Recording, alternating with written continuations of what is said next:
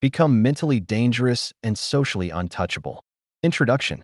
Most people are one bad comment away from a breakdown, one rejection away from quitting, one bad day away from forgetting everything they built. This book is not for those people. This book is for the ones who are done being moved by everything, done shrinking in rooms they should own, done giving people the power to determine how they feel about themselves. Mentally dangerous does not mean aggressive. It does not mean cold. It means unbreakable. It means calculated. It means the version of you that no longer bleeds in public. Each chapter ends with 3 actions, not suggestions. Actions. Do them. That is where the change lives. Let us begin. Chapter 1. The Dangerous Mind. There is a version of you that does not flinch. A version that walks into difficult conversations without rehearsing them for 3 days. A version that takes a hit, financial, emotional, social, and does not collapse on the floor looking for someone to blame. A version that is so settled in who it is that other people's opinions land like rain on stone. That version is not a fantasy. It is a construction. And like any construction, it starts with understanding what you are currently building with. Most people have never examined their own mind. They react, recover, react again. They call it living. But reacting without awareness is not living. It is being lived. Something happens and you respond. Someone speaks and you feel it. Someone leaves and you fall apart. You are not driving. You are a passenger in your own life, and the world keeps changing the destination. The mentally dangerous person is the one who grabs the wheel. What mental danger actually means. Forget the popular image of toughness. The guy who never smiles. The woman who never cries. That is not mental strength. That is performance. Real mental danger is quieter than that. It is the ability to stay clear when everything around you is chaos. It is knowing your own values so precisely that no external event can rewrite them overnight. It is having a relationship with pressure that most people never develop, not avoiding it, but using it. Think about what happens when 2 people face the same setback. One loses a client, spirals into self-doubt, starts questioning their entire direction, and spends 2 weeks barely functional. The other loses the same client, sits with it for a day, identifies what went wrong, adjusts the approach, and moves. Same event, completely different internal architecture. That difference is not talent. It is not luck. It is mental construction. The first person has an untrained mind, reactive, approval-dependent, narrative-prone, easily hijacked by emotion. The second has built something, not overnight, through deliberate choices about how to think, what to tolerate, and who they are when no one is watching. The untrained mind is loud. Here is what an untrained mind does constantly. It narrates. Something happens, and immediately the mind starts storytelling. You do not get the facts. You get an interpretation dressed up as facts. Someone does not reply to your message, and suddenly you are building a case. Your boss gives you brief feedback, and your mind turns it into evidence that you are failing. A stranger looks at you a certain way, and you carry it for hours. This is not weakness in the dramatic sense. It is simply what happens when a mind has never been taught to pause between stimulus and response. The gap between what happens to you and how you respond. That gap is where your power lives. A small gap means a reactive life. A wide gap means a deliberate one. Mentally dangerous people have trained that gap to be wide. You were not born reactive, you were trained that way. Nobody starts life as a high-anxiety, approval-seeking, easily rattled person. That gets built through years of environments that rewarded certain responses and punished others. Through watching how the people around you handled fear, conflict, and failure. Through absorbing, completely unconsciously, a set of rules about what is safe to feel and what must be hidden. The good news is this: what was built can be rebuilt. You are not stuck with the mental software you inherited. But you do have to be willing to look at it honestly. Most people are not. Most people would rather blame the world than examine their own patterns. That unwillingness is exactly why most people stay stuck. You picked up this book. That already puts you in different company. The foundation of everything that follows. Every chapter that comes after this one builds on a single foundation: self-awareness without self-judgment. The ability to look at your own patterns, clearly, honestly, without turning it into an identity crisis, and then choose differently. You are going to examine where you leak power, where you hand control to other people without realizing it, where your reactions are running on old, outdated programming. And then you are going to change it, not with motivation, not with hype, but with discipline and practice. This is not a book about becoming someone new. It is a book about becoming someone deliberate. The dangerous mind is not born. It is built. And the building starts now. 3 actions for Chapter 1. Action 1. For the next 48 hours, catch yourself in every reactive moment and write it down. Not to judge it, to see it. What triggered you? What story did your mind immediately tell? You cannot change what you cannot see. Action 2. Identify one area of your life where you are currently being lived rather than living. Where are you reacting on autopilot? Name it specifically. A relationship, a work situation, a habit. Naming it is the first act of taking it back. Action 3. Write down 3 non-negotiable values. Things that define who you are regardless of circumstances. These become your anchor points. When pressure hits, you return to these. Not to your feelings in the moment, to what you decided you stand for before the pressure arrived. Chapter 2. Kill the need for approval. You will never be mentally dangerous while you are auditioning for people's acceptance. That is the hard truth. And most people are auditioning every single day without realizing it. They edit what they say before they say it. They soften opinions to avoid friction. They post something and then sit watching the response. They make decisions and then immediately look around to see if anyone approves. They shrink in certain rooms and perform in others, all based on who is watching. This is not confidence. This is a prison with invisible bars. The need for approval is the single most common leak of personal power. It is so normalized that most people do not even recognize it as a problem. They call it being considerate, being humble, being a team player. And sometimes it is those things. But more often, it is fear wearing a socially acceptable mask. Where the need comes from. Approval seeking does not come from weakness. It comes from wiring. As children, approval meant safety. When the people around you were pleased, things were calm. When they were not, things were unpredictable or painful. So your brain learned early to monitor the emotional temperature of others and adjust accordingly. It was a survival skill once. The problem is that most people never update that software. They walk into adulthood still running a child's operating system, still scanning every room for signs of acceptance or rejection, still making decisions based on what will be received well rather than what is actually true or right. The moment you understand this, you can start to separate your actual values from your conditioned reflexes. The approval trap in real life. Consider someone who has wanted to start a business for 3 years. They have the idea, they have some savings, they have thought it through. But every time they get close to moving, they imagine the conversation. What will the family say?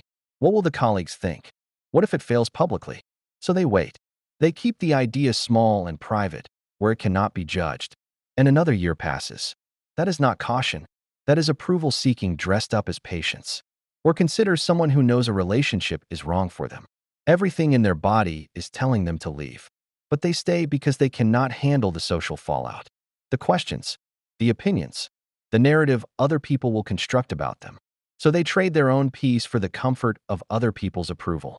Quietly, for years. This is what the approval trap costs. Not just confidence, actual life choices, actual years. The difference between feedback and validation. Here is a distinction that changes everything.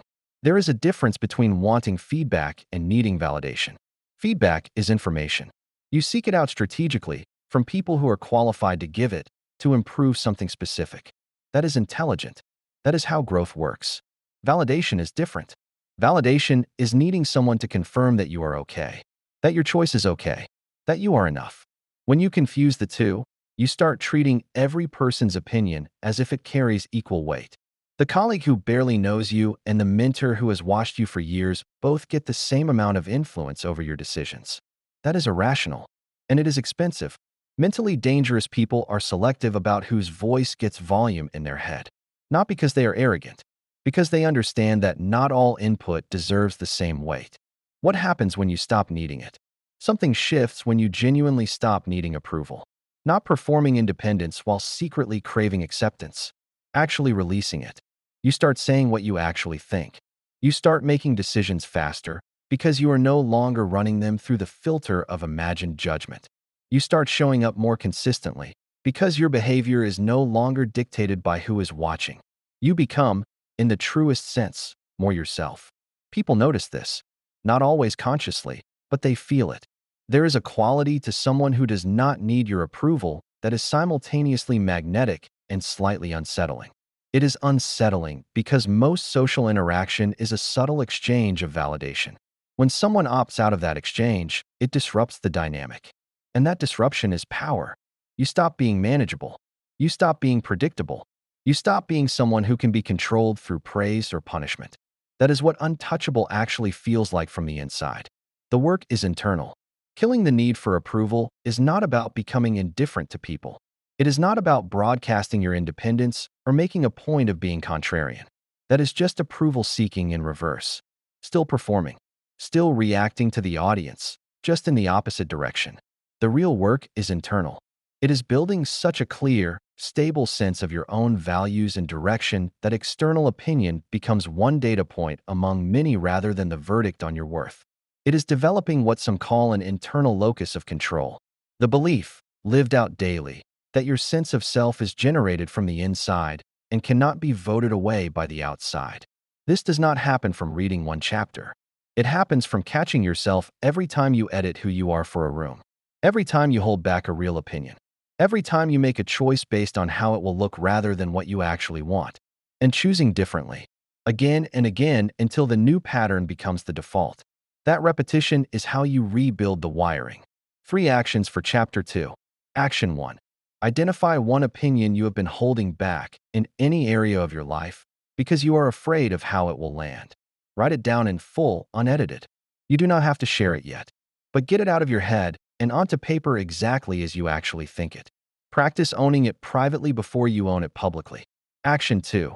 The next time you make a decision, notice how much of your thinking is spent imagining other people's reactions. Write down the actual decision you want to make, separate from what you think will be approved of. Compare the two. The gap between them is the size of your approval dependency. Action 3.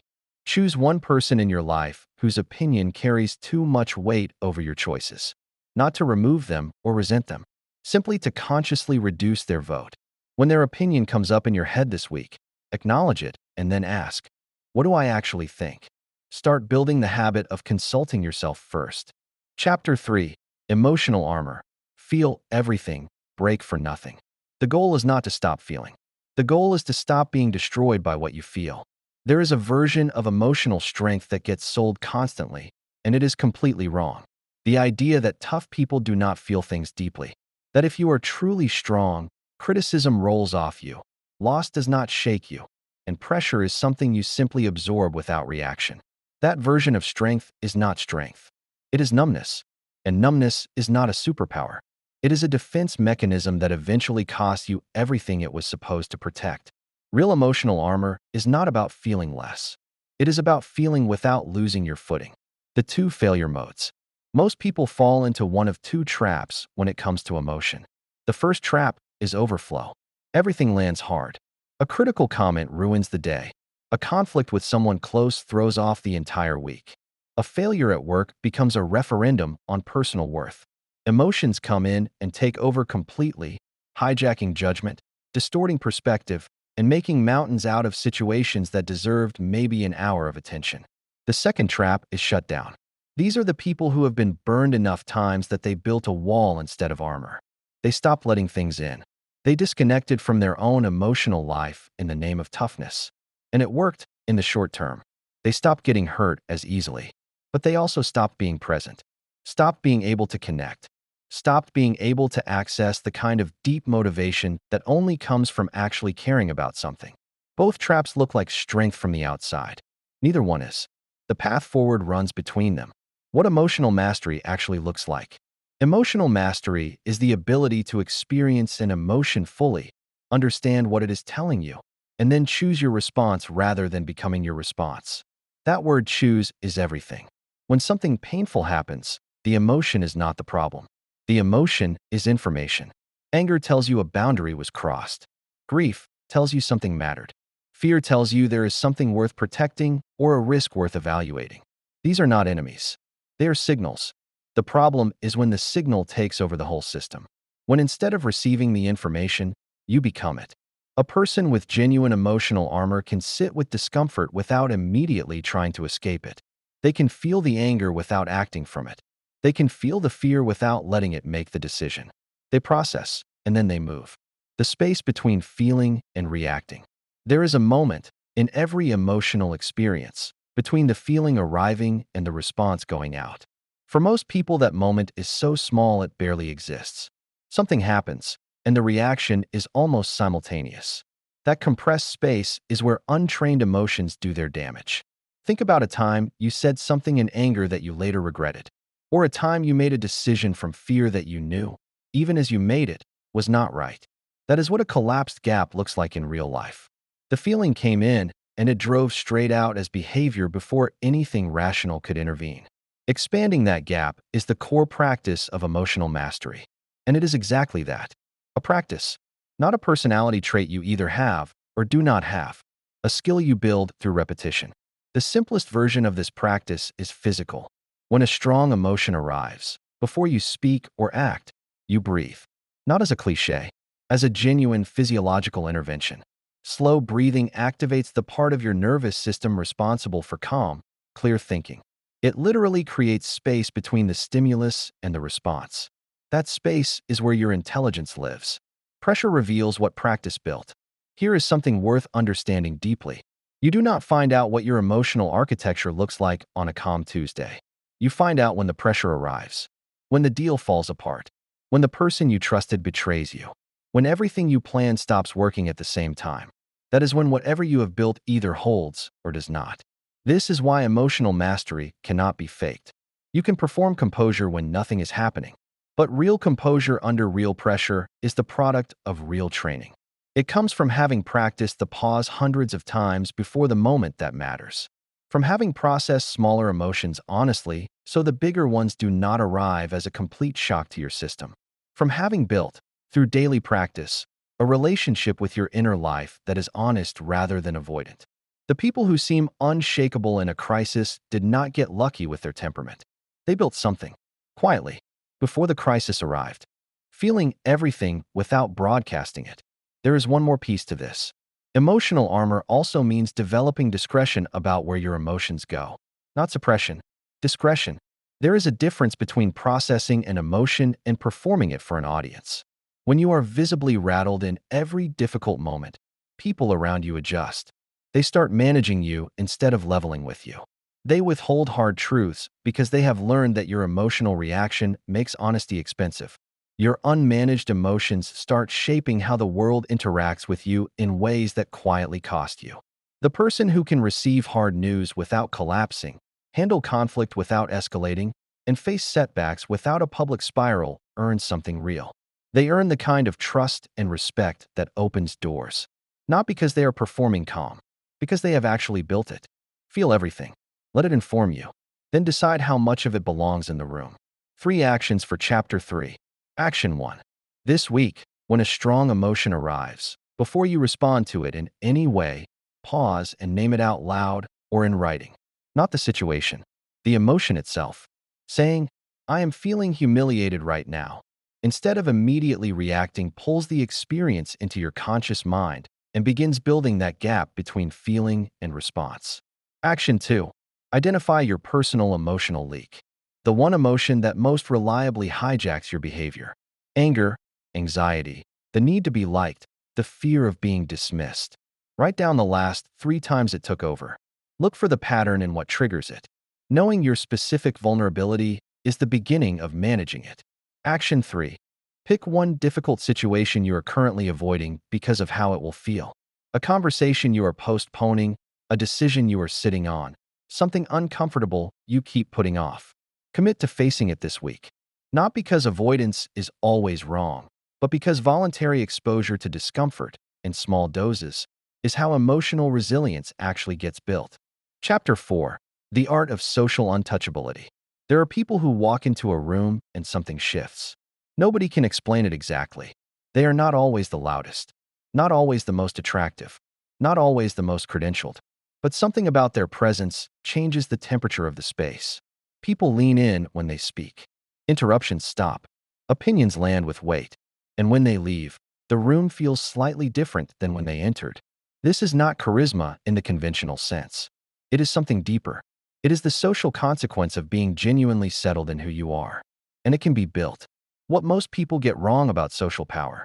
Most people think social power is about performance, about having the right things to say, the right energy, the right image. So they study it from the outside. They watch confident people and try to copy the surface behaviors. The firm handshake, the steady eye contact, the measured tone. And those things matter at the margins. But they are symptoms of something deeper, not the source of it. You cannot perform your way to genuine social authority. People feel the difference between someone who is projecting confidence and someone who actually has it. The projection creates a kind of tension. There is something slightly off about it, even if nobody can name what it is. The real thing creates ease. It does not demand anything from the room. It simply exists, and the room responds. The foundation of social untouchability is not technique. It is internal security. And internal security comes from the work covered in the chapters before this one. Knowing who you are, not needing the room to confirm it. Having processed your emotions enough that you are not secretly terrified of judgment while pretending you are not. When that foundation is in place, social power becomes almost automatic. The role of boundaries and social respect. Nothing communicates personal power more clearly than boundaries that are real. Not announced boundaries. Not performed boundaries for an audience. Real ones. The kind that exist because you have a genuine sense of what you will and will not accept. And that sense is so settled that crossing it simply does not happen without consequence. Most people have conditional boundaries. They hold the line when it is easy and fold when there is social pressure. They say no and then get talked out of it. They express a limit and then backpedal when someone pushes. Every time this happens, a message goes out. Not always in words. In energy. In behavior. And people around you receive that message and update their understanding of how much your no actually means. Boundaries are not about being difficult. They are about being legible. When people know exactly where you stand, when they understand that your yes means yes and your no means no and neither one is up for negotiation, they stop testing you.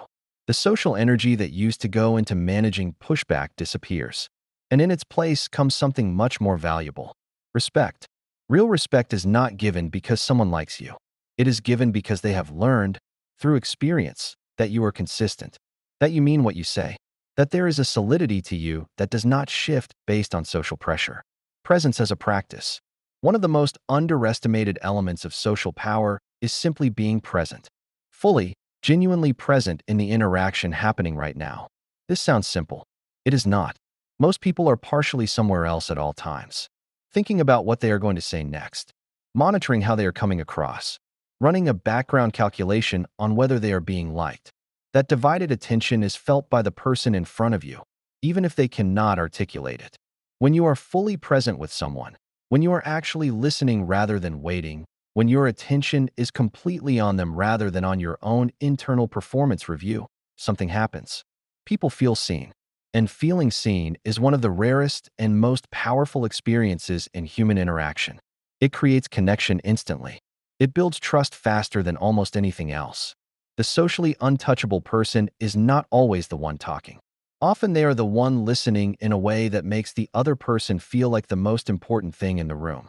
That quality of attention is a form of power most people never develop because they are too busy managing their own image to actually show up for the person in front of them. The energy you carry into a room. Before you say a single word in any social situation, you have already communicated something. The way you move, the way you hold yourself. Whether you enter a room looking for approval or simply arriving. Whether your eyes scan for threats or survey with ease. This is not about posture tips. It is about what is actually happening inside you before the interaction begins. If you enter a room worried about how you will be received, that worry leaks out in ways you cannot fully control. Micro-expressions. Slight hesitations. The way your voice rises at the end of statements, as if asking for confirmation. If you enter the same room genuinely unattached to how it goes, that unattachment communicates differently. There is a looseness to it, a groundedness, the absence of grasping. And people, who are exquisitely sensitive to these signals whether they know it or not, respond to that groundedness with something that looks a lot like deference. You do not earn presence in the room. You bring it with you. And what you bring with you is built in private, long before you walk through any door. Social untouchability is not isolation. One final point. Being socially untouchable does not mean being unreachable. It does not mean keeping everyone at arm's length or cultivating an air of mystery as a strategy. That is, again, performance. It means that your sense of self does not depend on how any given social interaction lands. You can be warm, open, engaged, and genuinely interested in people while simultaneously being completely unshaken by their judgment. The two are not in conflict. In fact, the most socially powerful people tend to be among the most genuinely warm, precisely because they have nothing to protect. When you are not defending an image, you can actually connect. When you are not performing, you can actually be present. When you do not need the approval, you can actually give the attention. That combination, warmth without neediness, presence without performance, is what makes someone truly unforgettable in a room. 3 actions for Chapter 4. Action 1. In your next 3 social interactions, make it your only goal to be fully present. No rehearsing your response while the other person is talking. No monitoring how you are coming across. Just listen completely. Notice what changes in how people respond to you when your attention is genuinely on them rather than on yourself. Action 2. Identify one boundary in your life that you have repeatedly stated but not enforced. Write down exactly what it is and what consistently happens when it gets crossed. Then decide in advance, before the next crossing happens, exactly what your response will be. Having the decision made before the pressure arrives is what makes the difference between holding the line and folding again. Action 3. Before your next significant social situation, take 2 minutes alone beforehand to get grounded. Not to rehearse what you will say, to remind yourself that you are not entering the room to be evaluated. You are entering it to engage. Shift the internal frame from performance to presence. Do this consistently and watch how the quality of your social interactions changes entirely. Chapter 5. Control the narrative or someone else will. Every person has a story being told about them. The question is who is telling it. In every workplace, social circle, family, and community, narratives form around people, not always from malice. Sometimes simply from observation, assumption, and the human tendency to fill in gaps with whatever feels plausible. If you are not actively shaping how you are understood, other people are doing it for you. And they are doing it with incomplete information, their own biases, and zero accountability for getting it right. This is not paranoia. This is how social reality works. And mentally dangerous people understand it clearly. Perception is not shallow. There is a temptation to dismiss this entire topic as superficial. To say that what matters is who you actually are, not how you are perceived. And there is something true in that. Character is real. Integrity is real. But the idea that perception is irrelevant is a luxury belief that tends to be held by people whose perception has never seriously worked against them. Perception shapes opportunity. It shapes who trusts you with responsibility, who advocates for you in rooms you are not in, who gives you the benefit of the doubt when things go wrong. 2 people with identical capabilities will have entirely different outcomes if one is perceived as sharp, reliable, and clear while the other is perceived as scattered, reactive, or difficult. That gap is not fair, but it is real, and pretending it does not exist does not make you principled. It makes you unprepared. How narratives form without you. Think about what happens when someone goes quiet during a conflict. They pull back, stop communicating, and wait for things to settle. In their mind, they are being mature, taking space, avoiding escalation. But to everyone observing from the outside, the silence reads differently. It reads as guilt, or disengagement, or weakness, or arrogance depending on the existing narrative about that person. The absence of communication does not create a blank space. It creates a canvas that other people paint on. This is why the mentally dangerous person is deliberate about communication, especially in ambiguous situations. Not defensive, not over-explaining. Deliberate. They understand that silence has a meaning whether they intend it to or not, and they choose when to use it and when to speak with full awareness of what each choice communicates. The difference between managing perception and being fake. This is where people get confused. Controlling your narrative does not mean crafting a false image. It does not mean spin, manipulation, or presenting a version of yourself that has nothing to do with reality. That strategy collapses eventually, and the fallout is worse than whatever you were trying to hide. What it means is being intentional about how your actual self comes across. It means understanding that good work done invisibly is often invisible. That how you handle a public setback matters as much as the setback itself. That the way you speak about your own work, your own challenges, and your own direction either builds or erodes the story people carry about you. Most people are passive about this. They do the work and assume the right conclusions will be drawn. They go through hard times and let the narrative form however it forms. They never explicitly clarify who they are or where they are going. And then they wonder why people seem to misunderstand them consistently. Intentional people close that gap. They communicate with clarity about what they are building. They address misperceptions directly rather than waiting for them to correct themselves. They understand that their reputation is an asset that requires maintenance, not just existence. How you talk about yourself. One of the fastest ways to observe someone's relationship with their own narrative is to listen to how they talk about themselves. Some people consistently undercut themselves in conversation. They deflect compliments immediately. They preemptively apologize for their work before anyone has judged it. They frame their achievements with so many qualifiers that by the end of the sentence, the achievement has been talked out of existence. This is often mistaken for humility. It is usually closer to a preemptive strike against judgment. If you diminish yourself first, no one else gets the satisfaction. Others overcorrect in the opposite direction. Every conversation becomes a resume. Every interaction is an opportunity to establish status. This signals insecurity just as loudly, only in a different frequency. The mentally dangerous person speaks about themselves with simple, grounded clarity. They do not inflate and they do not deflect. They say what they are doing, what they are working toward, and what they stand for without apology and without performance. There is a flatness to it that carries more authority than either extreme. Reputation is built in the ordinary moments. The big moments matter. How you handle a public failure. How you respond when someone challenges you in front of others. How you behave when something goes wrong and all eyes are on you. But reputation is actually built in the accumulated weight of ordinary moments. Whether you follow through on small commitments. Whether you speak consistently regardless of who is in the room. Whether your behavior when nothing is at stake matches your behavior when everything is. Whether people who work closely with you, who see you at your least performed, come away with the same impression as people who only see you at your best. Consistency is the most powerful narrative tool available to anyone. Not brilliance, not charm. Consistency. Because it is rare, it is trusted above almost everything else. Be the same person in every room. That single practice will do more for your reputation than any calculated image management ever could.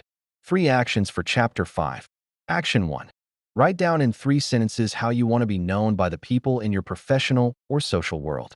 Not what you want to achieve. How you want to be understood as a person. Then honestly assess whether your current behavior, communication style, and daily choices are building that narrative or working against it. Action 2.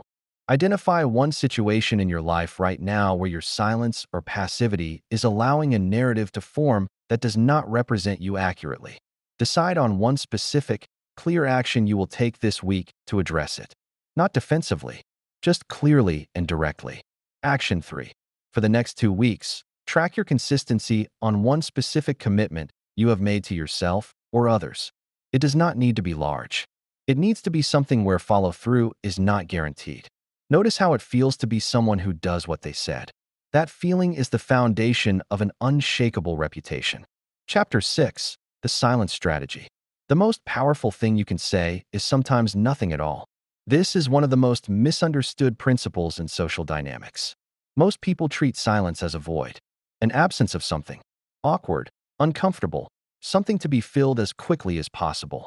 So they fill it with words that dilute their message, with explanations that were not asked for, with justifications that make them look less certain than they actually are, with noise that hands power directly to the other person without them having to do anything to earn it. Silence is not a void. Silence is a statement. Why people cannot stop talking. The compulsion to fill silence comes from the same place as the need for approval. Discomfort with being evaluated. Fear of how the pause will be interpreted. The anxiety of letting a moment just exist without controlling it. Watch what happens in a negotiation when an offer is made and one side says nothing. The silence creates pressure. Real, almost physical pressure. And almost every time, the person who made the offer starts talking again. Explaining the offer. Adjusting it. softening it. The silence did more work than any counterargument could have. Watch what happens when someone says something provocative, and instead of reacting, you simply hold their gaze without responding. The dynamic shifts immediately. The person who spoke starts to feel the weight of their own words. They often backpedal, over-explain, or reveal more than they intended, all because you gave them nothing to push against. Silence forces the other person to sit with themselves, and most people are not comfortable there. The discipline of not over-explaining. Over-explanation is one of the clearest signals of insecurity available. When you make a decision and then immediately launch into a detailed justification that nobody requested, you are signaling that you are not fully confident in the decision and you need the other person to validate it. You are outsourcing your certainty. Mentally dangerous people have learned to make statements without attaching an apology to them. They have learned the power of the short answer. When someone asks why they made a particular choice, they give the reason once, clearly, and then they stop. They do not keep adding sentences until the other person looks satisfied. They let the answer stand. This takes practice because the social pressure to keep explaining is real. When someone does not immediately respond positively to your answer, every instinct tells you to add more, to soften, to clarify, to convince. Resisting that instinct is an act of self-discipline that communicates more authority than the words themselves. Say it once. Say it well. Then stop. Selective engagement as a form of power. Not every provocation deserves a response. Not every argument deserves your participation. Not every person who tries to pull you into a dynamic actually deserves the energy it would cost to engage. Most people respond to everything. Someone criticizes them and they defend. Someone challenges their position and they argue. Someone tries to bait them and they take the bait. Every time. Because they have not yet learned that responding is optional. The decision to not engage is not passivity. It is selection. It is the conscious choice to spend your energy where it actually moves something forward and withhold it from situations that only exist to drain you. A person who responds to everything is a person who can be controlled by anyone willing to throw something at them. A person who chooses what deserves their engagement is someone with a much harder button to push. This does not mean becoming unreachable or cold. It means developing a filter. Before you respond to anything charged, ask one question. Does engaging with this actually serve anything? If the honest answer is no, the most powerful move is often to let it pass in silence. Not every fire needs your water. The strategic use of pausing. Beyond social silence, there is the internal pause. The moment before you send the message you wrote in anger. The beat before you give the answer you have not fully thought through. The space between being asked something important and actually responding. Most people skip this pause entirely. They react to the speed of the interaction and match it, because slowing down feels like weakness or uncertainty. But the people who pause deliberately, who take a breath before responding to something significant, who sit with a question for a moment before answering it, these people consistently give better answers. They make fewer decisions they regret. They come across as more considered, more grounded, and more trustworthy. Speed signals reactivity. Deliberateness signals control. You are allowed to say, "Let me think about that," to almost anything. You are allowed to wait before responding to a message that deserves more than a reflex. You are allowed to sit in a pause during a conversation and let it breathe. That permission, once truly internalized, changes the quality of almost every interaction you have. Silence in your own inner life. There is one more dimension to this that most people never consider. The silence strategy applies internally as well as externally. Most people have a mind that never stops talking. A constant stream of commentary, criticism, replay, and anticipation running in the background at all times. That internal noise is exhausting. It clouds judgment. It amplifies anxiety. It keeps you stuck in your own head when you need to be present in the world. Developing the ability to get quiet internally, through whatever practice works for you, is one of the most significant investments you can make in your own mental power. Not because silence is spiritual or poetic, but because a quiet mind is a clear mind. And a clear mind makes better decisions, reads situations more accurately, and responds more effectively than one buried under constant internal chatter. The most dangerous thinkers in any room are rarely the loudest. They are the ones who have learned to be still, who have created enough internal silence that when they do speak, it comes from somewhere settled rather than somewhere reactive. Silence is not absence. It is preparation. It is power. And it is available to you the moment you stop being afraid of it. 3 actions for Chapter 6. Action 1. In your next important conversation or negotiation, after you make your key point, stop talking completely. Do not add qualifiers.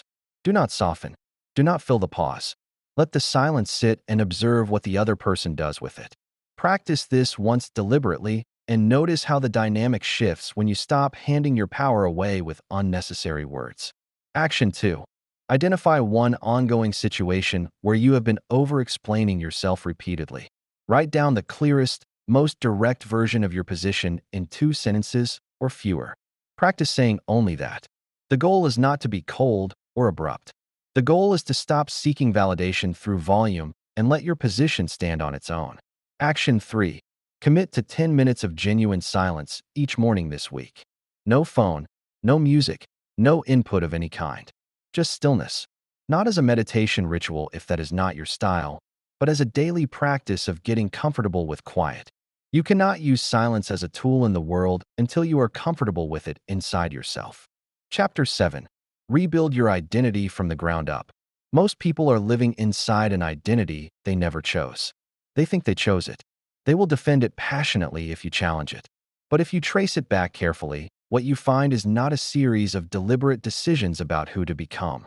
What you find is a collection of responses. Responses to what was praised and what was punished. To what kept the peace and what caused conflict. To what the people around them needed them to be in order for things to run smoothly. You did not build your identity. Your environment built it for you. And the question worth sitting with is this: does it still fit? The identity you inherited. Every person walking around carries a set of beliefs about who they are. Beliefs about their capability, their worth, their role in relationships, their place in social hierarchies. Some of those beliefs were handed to you explicitly. You were told directly that you were the responsible one, the difficult one, the smart one, the one who never quite measured up. Others were absorbed silently. From watching what happened to people who spoke up versus people who stayed quiet. From learning which version of yourself got love and which version got ignored. From years of small signals that accumulated into a fixed sense of what you are and what you are not. The problem is not that this happened. It happens to everyone. The problem is when you reach adulthood and continue operating from that inherited blueprint without ever questioning whether it reflects who you actually are or simply who you learned to be to survive a particular environment that no longer exists. You are not in that environment anymore. But most people keep acting like they are. Identity as architecture. Here is the reframe that changes everything. Identity is not something you discover. It is something you build. This cuts against a lot of popular thinking. There is a powerful cultural narrative that says your true self is buried inside you somewhere, and the work of personal growth is excavation. Digging down through the layers until you find the authentic you that was always there. That narrative is comforting but largely unhelpful, because it frames identity as fixed and pre-existing, something to uncover rather than something to construct. And when you treat identity as fixed, every difficult experience becomes a threat to who you are rather than information you can use to refine who you are becoming. The mentally dangerous person treats identity the way an architect treats a building. Something designed with intention. Something that can be renovated when it no longer serves its purpose. Something built on a foundation of chosen values rather than inherited reactions. You are not uncovering yourself. You are building yourself. And you have far more creative authority over that process than most people ever claim. The roles that are keeping you small. One of the most insidious ways an inherited identity limits you is through the roles you have accepted in other people's stories. The one who is always available. The one who keeps the group together. The one who does not make waves. The one who is realistic so nobody gets hurt by dreaming too big. The peacekeeper. The responsible one. The one everyone leans on, but nobody really checks on. These roles feel like identity because they come with social reinforcement. People rely on them. They appreciate them. They get upset when you stop playing them. And that reaction, the disappointment or confusion from people who preferred the old version of you, is often what stops people from changing. It feels like betrayal. It feels like abandonment. It feels like losing yourself. But here's the truth. Growing out of a role you never consciously chose is not betrayal. It is maturity. The people who genuinely care about you will adjust. The people who only cared about the role you played will resist the change. That resistance is not a reason to stay small. It is information about the nature of those relationships. Shedding without burning. Rebuilding your identity does not require dramatic rupture.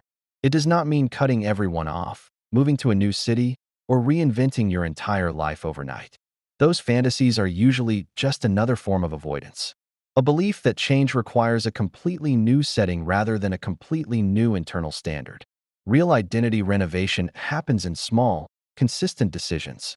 Choosing to speak when you would have stayed silent. Setting a boundary where you would have bent. Pursuing something that matters to you instead of something that looks safe. Saying no to the version of yourself that other people find convenient, and yes to the version that costs you something socially, but gains you something essential. Each one of these moments is a vote, not a transformation, a vote. And over time, the accumulated weight of those votes shifts who you actually are rather than just who you intend to be.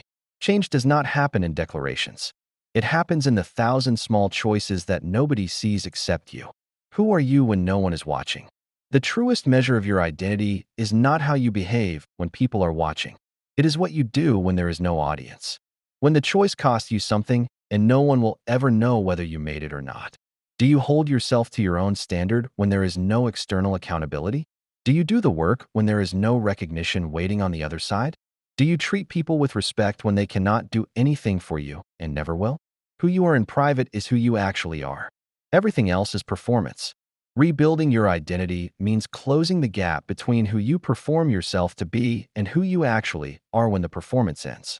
That gap, for most people, is significant, and closing it is uncomfortable because it requires either raising the private standard or lowering the public one. And only one of those options leads anywhere worth going. Raise the standard in private. Do it consistently. And watch the public version of you become something that needs no performance at all because it is simply, completely real. 3 actions for Chapter 7. Action 1. Write down 3 roles you currently play in other people's lives that you did not consciously choose. For each one, ask honestly whether you are playing that role because it reflects your values or because stepping out of it would create discomfort. You do not have to act immediately, but see them clearly for what they are.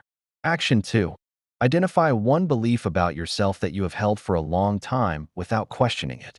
Something like, I am not good with money, or I am not someone people take seriously, or I always self-sabotage when things get good.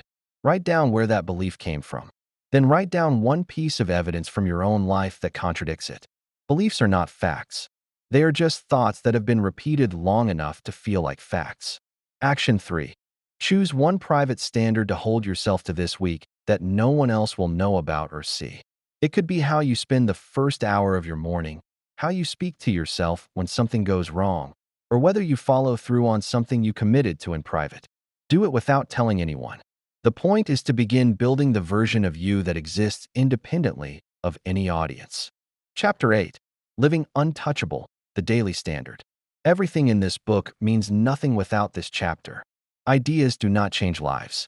Practices do. The person who reads every word of this book and feels inspired and then returns to exactly the same daily patterns will be exactly the same person in a year. Inspiration without implementation is just entertainment. And you did not come this far for entertainment. This final chapter is about how you actually live this. Not in peak moments.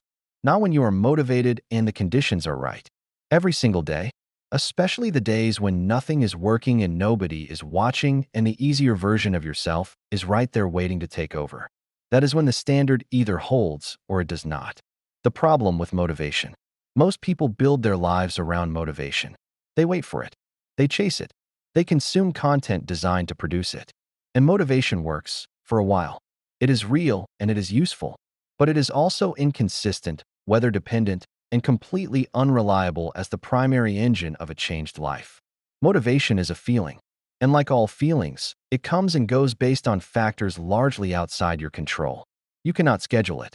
You cannot guarantee it will be there on the days that matter most. Building your mental and behavioral standards on top of motivation is like building a house on sand. It holds when conditions are good. It shifts the moment conditions change. The mentally dangerous person does not wait for motivation. They have built something stronger. Identity-based standards. Commitments that do not require a feeling to activate. Behaviors that run because of who they have decided to be, not because of how they happen to feel on a given morning. This is the difference between discipline and motivation. Motivation asks how you feel. Discipline asks what you decided. The daily non-negotiables. Every person who maintains a high mental standard over the long term has a set of non-negotiables. These are not ambitious goals or aspirational habits. They are the floor. The minimum daily standard that defines the baseline version of who you are on any given day. These non-negotiables are personal. They will look different for every person reading or listening to this, but they share common characteristics. They are specific enough that you cannot argue yourself out of them. They are small enough to be doable on your worst day. And they are connected closely enough to your core values that skipping them feels like a genuine violation of who you are, not just a missed checkbox. For one person, the non-negotiable might be 30 minutes of physical movement before anything else happens. For another, it might be 10 minutes of silence before checking any device. For another, it is reviewing their values and current goals every morning before the world gets its hands on their attention. The specifics matter less than the consistency. Because what non-negotiables actually do, over time, is build an unbreakable sense of self-trust. Every morning you follow through on your own standard, you deposit something into your internal account. You become someone who does what they said they would do. And that self-trust becomes the foundation of everything else covered in this book. You cannot be mentally dangerous without it. How you handle the bad days. The standard is easy to maintain when things are going well. The real test is what you do when they are not. Bad days are not the exception. They are a guaranteed, recurring feature of every life. The business hits a wall. The relationship goes through a rough stretch. The health takes a hit. The project fails publicly. These things will happen.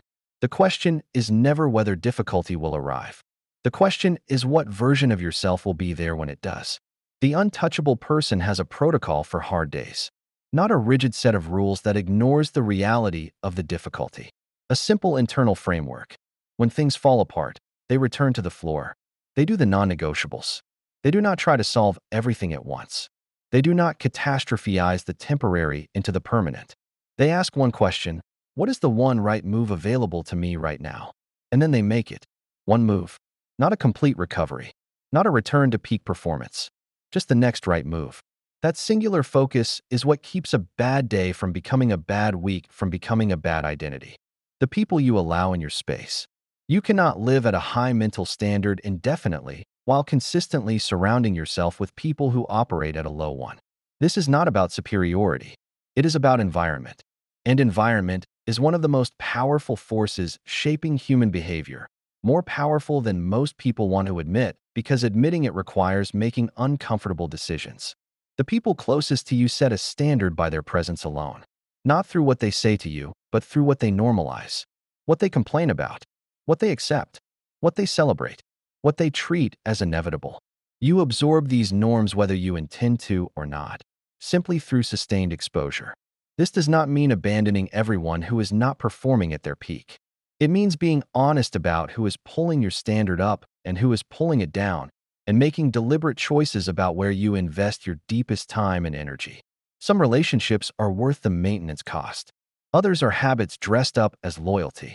Choose your environment with the same intentionality you bring to everything else in this book, because it will shape you whether you choose it or not.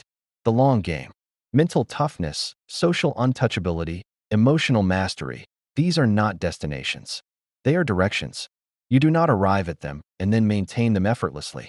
You choose them repeatedly, daily, sometimes hourly, in small moments that nobody will ever film or celebrate or even notice. The person who is genuinely mentally dangerous 5 years from now is not the person who had the most dramatic transformation. It is the person who made slightly better choices, consistently, over a long enough period that the compound interest of those choices became undeniable. This is slow work. It does not trend. It does not always feel like progress. There will be weeks where you fall back into old patterns and have to begin again. That is not failure. That is the process.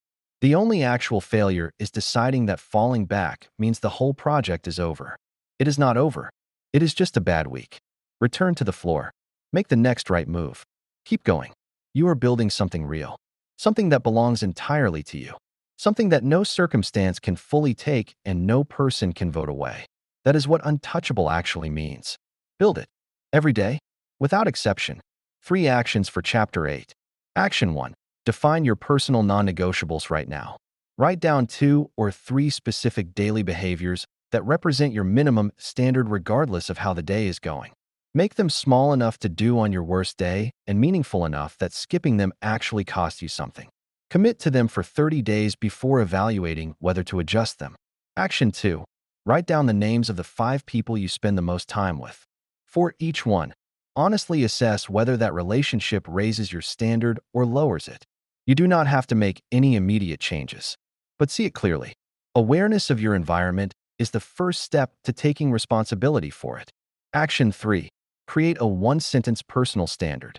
A single line that captures who you are committed to being regardless of circumstances. Not a goal, not a wish. A standard. Something like, I do what I said I would do, or I bring my full self to everything that matters. Write it where you will see it daily.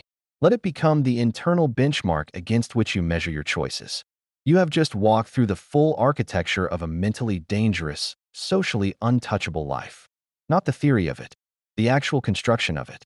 The mindset, the emotional mastery, the social power, the identity, the daily standard. All of it is now in your hands. But reading it is only the beginning. The real work happens in the application, in the moments nobody sees, in the choices that do not feel significant until you look back and realize they built everything. We created a companion journal for this book so you do not have to figure out the application alone. Every chapter, every action, every reflection prompt, already laid out and ready for you to work through. The link is in the description. Now stop consuming. Start building.